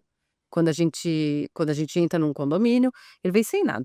O porteiro não tem nem cadeira para sentar, né? Então a gente fica lá 6 meses implantando aquele condomínio. Quando a gente implanta, a gente tem que ter feito um bom trabalho. Para quê? Para o síndico falar: "Não, se você sair, eu não quero que você saia de jeito nenhum".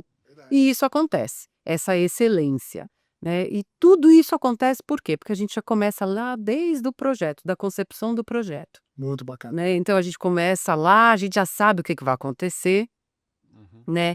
Entrega de chaves, obra e protetor de elevador. É um mundo infinito aí de problemas, que é desafios, é barulho, né? Já começa, obra domingo, o cara tá usando a furadeira, tal, então você tem que reclamar caras, tal, tem que e faz convenção e regras e pode, não pode, enfim, nasce, é um filho. Verdade. Condomínio novo é um filho nosso, né? E é muito mais difícil implantar um condomínio do que você pegar um condomínio que já existe e simplesmente adaptar, né? Tem aí desafios nas 2 partes, mas implantar é um desafio, né? E a gente começar do zero é legal, por quê? Porque a gente começa junto com o morador novo, né? A importância da individualização, né? A importância nessa área de educação também. Então vamos começar já a reciclar. Muitos empreendimentos novos têm muitos investidores, né? Então o investidor que compra aqueles imóveis para alugar, né? Verdade. Muito, muito, né? Então a gente já mostra para ele a importância de ter hábitos sustentáveis bons naquele empreendimento, de eficiência energética, hídrica. Mas para ele que é investidor, né? Ele que é investidor, a vacância do imóvel dele vai ser sempre muito pequena, né? Sendo um bom empreendimento bem gerido, o meu empreendimento vai ficar. Eu nunca vou ter meu imóvel vago, né? Então, eles gostam muito, quando trata-se de investidor, de ter um imóvel, um prédio bem gerido por uma administradora que cuida do meio ambiente também, que se preocupa com a água, com a energia, com a reciclagem do lixo, para onde vai o lixo, se vocês fazem o cadastro com a prefeitura, né? Inclusive, a gente tem até parceiros com lixo eletrônico, a gente oferece muito isso para os nossos condomínios. Para quê? Porque a gente quer valorizar o imóvel, né, do cara. Então, o cara tem 1000 imóveis aí, ele quer valorizar o patrimônio dele, né? E ele vai procurar empresas que cuidam da água, que cuidam dos vazamentos, que de fato cuida do teu Valorização, diminuição dos riscos, agrega valor, um monte, e é diferencial competitivo. uma certificação agrega valor Diferencial para um imóvel, competitivo. para um condomínio. Diferencial competitivo. Eu acho, nisso que você perguntou para a Maria Cláudia, que você falou dos hidrômetros, e até foi coisa que a gente discutiu no comitê da água aqui, no GBC, dos equipamentos que vão ser usados, né, Oswaldo? O Oswaldo acho que pode falar muito melhor que eu, mas os equipamentos de aquecimento e principalmente chuveiro, né? Porque Com certeza. será que precisa, né, você colocar um aquecimento que você tem uma vazão aí de 40 litros, né? Você tá levando naturalmente ao desperdício. Ao desperdício de água. Sim. Eu acho que a gente vai ter que fazer um próximo bate-papo para sair da individualidade, da medição, Sim. do conhecimento dos dados, partir para as ações de eficiência. Quando a gente estava conversando no comitê, que eu lembro, agora eu não vou lembrar o nome do engenheiro, lá de Curitiba, que ele colocou, lembra? Você estava junto, Verdade. você estava na online, né? Sim. E ele falou, não, eu acho que a gente tem que colocar chuveiro de 4 litros por minuto, 5 litros por minuto. E assim, é um desafio, Sem dúvida. É um desafio para você, a construtora, colocar isso dentro, né, como material entregue, né, vamos dizer assim, né, com o apartamento entregue com isso é um desafio, não é? Eu vejo o ponto, também diria para você, Felipe, que assim, essa questão da incorporadora ou de todos os entes envolvidos aí no desenvolvimento de empreendimento, é trazer o sentimento de dono. Quando você tem essa visão, por exemplo, é totalmente diferente, você pega uma incorporadora que ela vai construir um edifício que ela vai cuidar, que ela vai operar, Sim. para um que ela vai vender. Eu vejo ainda que a gente tem que talvez a Maria Cláudia possa depois trazer algum dado para a gente mais específico agora, mas eu diria para você, do que eu sinto é que eh, ainda não se conseguiu capitalizar essa questão dos diferenciais, por exemplo, dessas tecnologias para esses novos empreendimentos, sabe? Então, por isso que eu acho que ainda é comum, eu particularmente acho, né, fico me perguntando também, mas a questão sempre impacta em custo, é a questão do valor, né, Questão do valor. do valor investido, etc., não tem saída.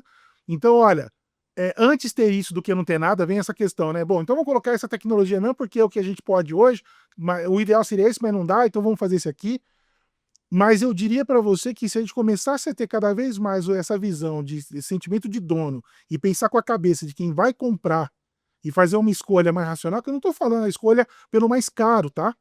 Eu estou falando no custo-benefício, análise simples de custo-benefício. Cara, isso aqui não é que isso aqui vai custar 3 vezes. Isso aqui vai custar 1,2 vezes mais caro. Putz, compensa por isso, por isso, por isso. Vai durar muito mais, vai trazer uma precisão muito maior na operação, que é como a Maria Cláudia falou, que foi super bacana.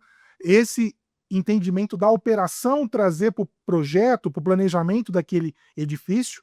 Essa visão é fantástica porque muitas vezes os edifícios nascem de uma visão tão somente, né, arquitetônica e do ponto de vista da beleza, que eu sou fã, inclusive, também, né, da beleza, não tenha dúvida, mas que ela seja funcional. Vamos unir as duas coisas, né, que eu acho que dá para fazer. Mas falta, às vezes, acho que esse sentimento de dono, para te falar a verdade. Uhum. Porque você nota, é totalmente diferente. Quando você vai fazer um empreendimento, por exemplo, de um shopping center, aquela visão que você mesmo trouxe, de fazer o reuso do esgoto, de fazer aproveitamento de água de chuva, essa visão dessas tecnologias já nasce. Tecnologia economizadora na veia. Por quê? Porque eu vou operar. Então eu quero que o custo operacional seja o menor possível.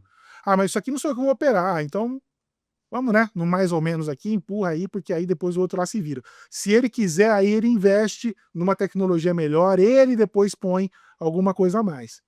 E sem dúvida que naquele aspecto, respondendo a sua pergunta, Mário, sem dúvida, para qualquer sistema, o ideal é você já ter muito bem especificado todos os seus elementos. Então, uma construtora entregar um apartamento, por exemplo, só com a previsão, com as tubulações, sem entregar o chuveiro e um aquecedor, você está num contrassenso total, porque ali você pode dar os limitantes, por exemplo, para quem vai comprar, mas que é um leigo que vai estar comprando. Ele não sabe muito bem o que é melhor, já vai na cabeça que o melhor é o que mais, né, o maior vazão, a maior consumo. Quero um chuveirão. Chuveirão, né, aquecedorzão e vamos lá. E muitas vezes ele vai funcionar de maneira pífia ou muito uma menor eficiência do que deveria. Então o ideal seria você já entregar um sistema comissionado, inclusive, ou seja, entregue funcionando na sua melhor eficiência possível. Mas aí é uma visão, inclusive, de novo, de processo de gestão. Então, quando começar a ter mais essa perspectiva, as coisas talvez mudem, Felipe, mas ainda hoje eu, infelizmente, não consigo enxergar dessa maneira. Tá, e aí a virada de chave para mim é isso. Quando o marketing imobiliário entender que isso é um diferencial de venda. E que não necessariamente você tem que também fazer um negócio caríssimo, mas que você consegue competir com aquele que é um pouco mais barato, com tecnologias que hoje já são parecidas com as convencionais, mas que te tragam essa diferença. E que o custo vai ser eventualmente muito pequeno, a diferença entre um e outro. A gente começa a ver alguns empreendimentos, inclusive, que saíram certificação. Sempre cito Ideia Bagé, do Porto Alegre, Sim, da verdade, Capitana, né? verdade. Então, ali você tem desempenho muito alto em relação à redução do consumo de energia, redução do consumo de água, principalmente da área comum, né? Ao ponto dos 14 apartamentos reduzirem R$ 10.000 Olha, ao ano no custo de condomínio. E que, se aplicado ali em 50 anos e algo um pouquinho melhor que o CDI, você compra um segundo apartamento semelhante. pronto. né? Então esse Mas essas tipo esse tipo de argumentação vindo da incorporadora, Sim, pois é. do Mauro Tonguinha, é o proprietário da incorporadora, isso faz muita diferença, Eu também né? acho. Eles fizeram um primeiro prédio residencial que gera em loco algo um pouquinho mais de 30% de energia, 100% de área comum e 30% para a área privativa. Olha só, caramba. O próximo que ele está entregando e vai sair a certificação em breve, vai gerar 100% de energia para a área privativa, né? Então, ele internacionalizou isso de forma a atuar como um diferencial competitivo. Acho que essa é a visão. Eu acho que a gente tem que respeitar a razão do incorporador. Claro, Naquele sem caso, isso dúvida. entrou, e tem alguns que são de alto padrão, que às vezes a tendência é cada vez entregar menos materiais por Sim, conta que você vai ter uma ocupação que vai trocar tudo. sim. Ele vai ter a preferência do morador, tá, não sei o que lá. Então aí nesse caso, talvez seria interessante essa atuação em conjunto Sim. com a administração, visando talvez alguma como que você pode induzir uma melhor compra Sim, com foco em conforto, eficiência, sim. que todo mundo quer conforto e eficiência, né? Então seria uma entrega a mais até para esse morador, né? Como você pode induzir que no dia 1 da operação, vamos agora implementar a individualização, já inserindo tecnologias que vai fazer muito sentido e vai dar mais Sim. precisão, né? Então eu acho que eu acho que essa maior participação na operação, né, os Sim. pertencioneiros que você mencionou, acho que é uma tendência que cada vez mais vai estar presente no residencial também. E eu acho que quando você está falando em imóvel, também me vem à cabeça até, né, minha, a minha experiência até nisso, pessoal, mas que eu acho que todo mundo já em algum momento passou por isso. Meio que normal a gente ter sempre a visão do financiamento para o imóvel, né? Isso é muito comum ou deveria ser até mais comum. Talvez Estados Unidos seja o melhor dos exemplos, né? De financiamento para todo lado, de imóveis e tal, de facilidade de crédito.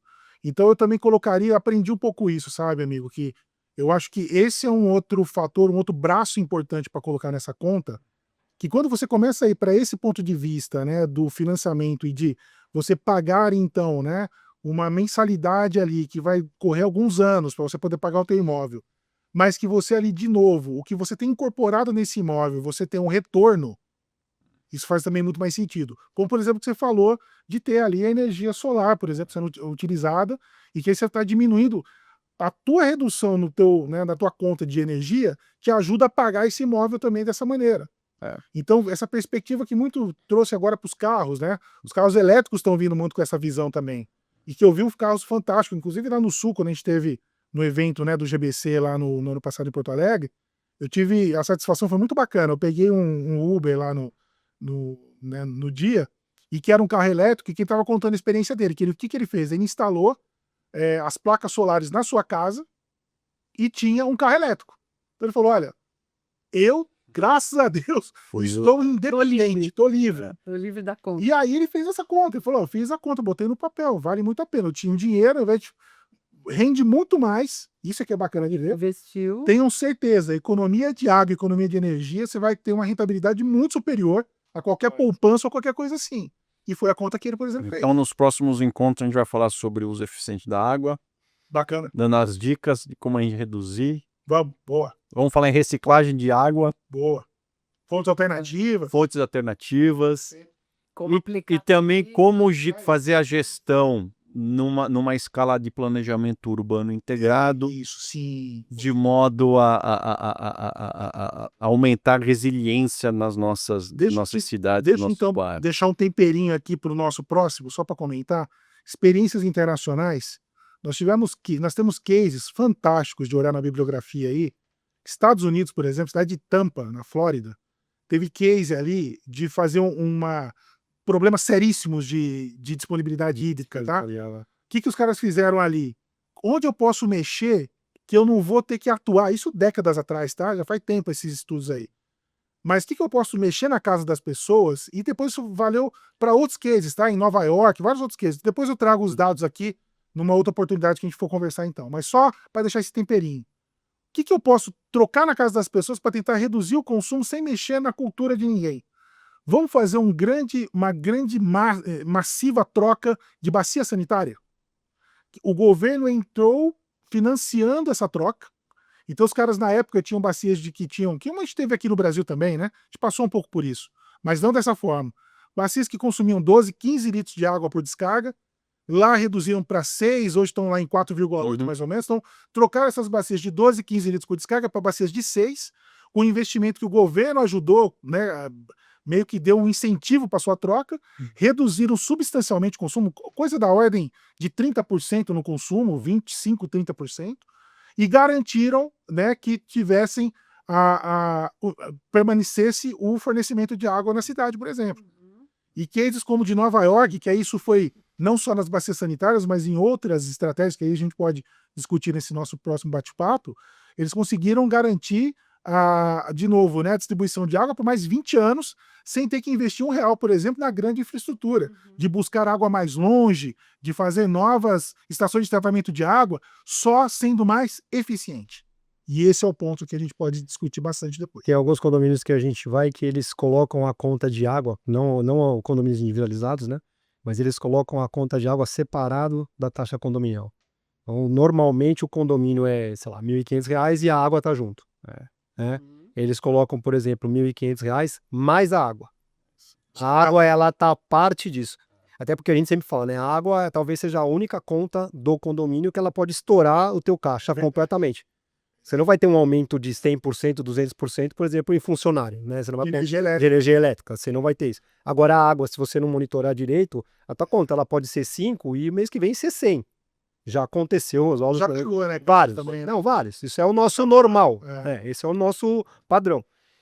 E aí, se essa conta ela tá separada do condomínio e ela vem para você, fala assim, caramba, mas por que a conta Ela grita. ela grita no teu boleto? E aí as pessoas começam a se preocupar diferente, porque ela dentro da taxa condominial é um problema do síndico junto à administradora. Ela separada, aí é um problema de todo mundo. Isso já é uma ferramenta de conscientização. É uma ferramenta de Uma estratégia de conscientização poderosíssima. Vira um problema do condomínio. Boa ideia isso aí. Isso aí já... Coisa simples. Mês seguinte já vem a individualização aprovada, com tudo exato, com tecnologia sofisticada. O mais top, vamos cuidar disso aqui, é isso aí. Mas é isso aí. E o nosso cabelo branco cada vez mais. Aí tem outras estratégias, hein, Maria Cláudia? Outras estratégias pra cuidar disso. Osvaldo, Maria Cláudia, prazer. Mário. Foi um prazer. Conversa. Bacana. E hoje nós Viemos longe. E hoje nós conversamos, foi um diálogo aqui, liderança em ação, então são grandes expoentes aí dentro dessa indústria das construções sustentáveis, que no Brasil vem crescendo aí a ritmo acelerado, né? Hoje nós tivemos o foco em água, mas especificamente na importância da individualização e da medição do consumo como a estratégia número 1 para falar em sustentabilidade. Sim. Perfeito. E nos próximos encontros aí, vamos trazer mais profissionais, vamos falar sobre reciclagem de água, aí as estratégias de uso eficiente da água, planejamento urbano integrado, onde o foco é tratar da água de uma forma de resiliência, adaptação, enfim, haverá outros tantos encontros aqui. E acho que vocês deixassem aí as considerações finais, aí, Mário, Osvaldo. Eu agradeço aqui o convite mais uma vez, foi um papo ótimo. Se deixasse, a gente ficava falando aqui até o fim do dia, né? É longe. Tem muita coisa para ser feita ainda, em todos os ramos. Acho que a gente está no caminho certo, né? Tanto da gestão, da visão aí do consumo de água, da conscientização e das ações que a gente vai tomar e tem tomado por aí. Então, agradeço, contem comigo para os próximos papos e vamos em frente. É isso aí, também queria agradecer muito, foi um prazer estar com vocês aqui e o papo realmente iria muito mais longe ainda, mas vamos guardar, né, para a gente poder conversar em outros momentos. Mas agradecer mais uma vez a oportunidade, eu acho que é isso, a gente tem que mudar um pouco essa perspectiva, né, voltando a essa imagem, né, da foto para o vídeo, a gente poder fazer gestão, acompanhar de fato o consumo, poder com isso, a partir dessa medição e disso tudo que a gente comentou aqui, ter ações concretas e que a gente possa cuidar melhor desse bem tão importante para a gente que é a água, né. É isso, agradecer também vocês, agradecer a participação, agradecer na verdade a oportunidade, né, junto ao GBC.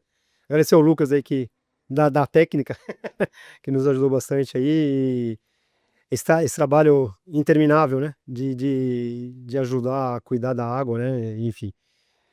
É um propósito bom aí, dado por, acho que, no nosso caso aí da Canuman, que quando eu comecei a trabalhar com isso lá atrás, detecção de vazamentos, eu nunca imaginaria que um dia eu ia chegar e falar: "Meu, nosso propósito é cuidar de um bem tão precioso", tal, enfim. Isso a gente tem na nossa, eu tenho principalmente, né, na verdade, dentro da nossa alma aqui, e nosso propósito aí que Deus nos deu, e com todo esse conhecimento, nossa, é muito bom. Então, muito obrigado e vamos para os próximos, né. Vamos para o próximo. Isso é, tamo junto.